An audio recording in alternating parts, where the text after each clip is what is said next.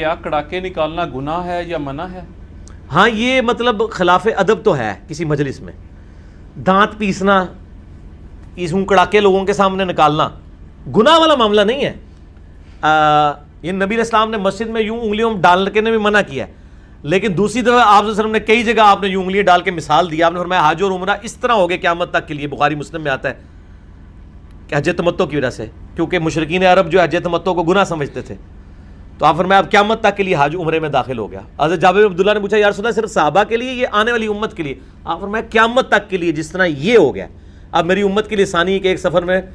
ایک ٹکٹ میں 2 مزے کرے، حج بھی اور عمرہ بھی، ٹھیک ہے نا جی۔ تو اس طرح سے وسلم نے کیا۔ پھر صحیح بخاری میں حدیث ہے، حضرت عمر بن عاص کے جو بیٹے تھے عبداللہ بن عمر بن عاص، ان کو نبی علیہ السلام نے فرمایا کہ عبداللہ کیا وقت ہوگا کہ جب تو صرف بھوسے لوگوں میں رہ جائے گا ایسے، یعنی آپ صلی اللہ علیہ وسلم نے فرمایا کہ ایک زمانہ آئے گا کہ یعنی ایک بھوسے لوگ ہی رہ جائیں گے۔ تو اب ہم ان سے ہی پوچھتے ہیں کہ عبداللہ بن عمر بن عاص کس زمانے تک زندہ رہے ہیں جس زمانے کو حضور نے بھوسا کہا ہے، اور وہ زندہ بھی رہے ہیں، وہ آل امیہ کی دور تھا۔ اور عبداللہ بن عمر بن عاص وہی ہیں کہ جب حضرت امیر معاویہ رضی اللہ تعالیٰ عنہ کے سامنے عمار ابن یاسر کا سر لا کے رکھا گیا، اور 2 ساتھی جو ہیں وہ جھگڑ رہے تھے، ایک کہہ رہے تھے مجھے انعام دو، میں نے عمار کو قتل کیا ہے، دوسرا کہتا تھا مجھے دو، تو عبداللہ بن عمر بن عاص نے کہا کہ تم ایک دوسرے کو دوزخ کی بشارت سناؤ اور کوشش کرو کہ دوسرے پہ ہی ڈال دو، کیونکہ میں نے نبی علیہ السلام سے سنا تھا کہ عمار کا مال لوٹنے والا اور اسے قتل کرنے والا آگ میں ہے۔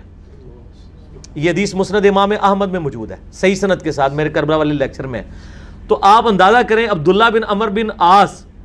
پھر امیر معاویہ نے عبداللہ بن عمر بن عاص کو ڈانٹا اور کہا کہ آپ پھر ہمارے ساتھ کیا کر رہے ہو، پھر جاؤ علی کے ساتھ جا کے ملو۔ انہوں نے کہا میں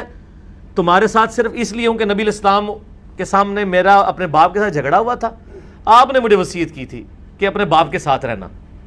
تو دیکھ لو میں اپنے باپ کے ساتھ ہوں، لیکن جنگ میں علی کے خلاف نہیں آتا ہوں، میں صرف تمہارے ساتھ رہ رہا ہوں، مجھے پتہ یہ غلط ہو رہا ہے۔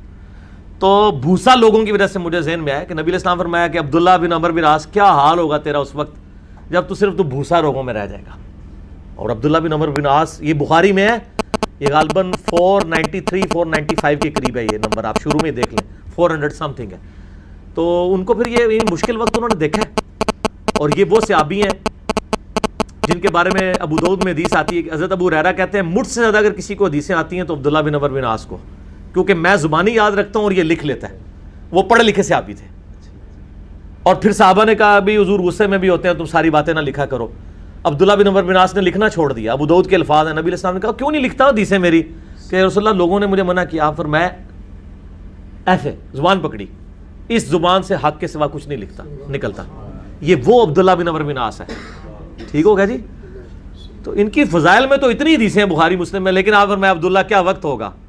کہ جب تو یوں بھوسا لوگوں میں ہو جائے گا۔ تو مجھے اس انگلیوں سے یاد آیا، بڑا کچھ یاد آ جاتا ہے، کیا کریں،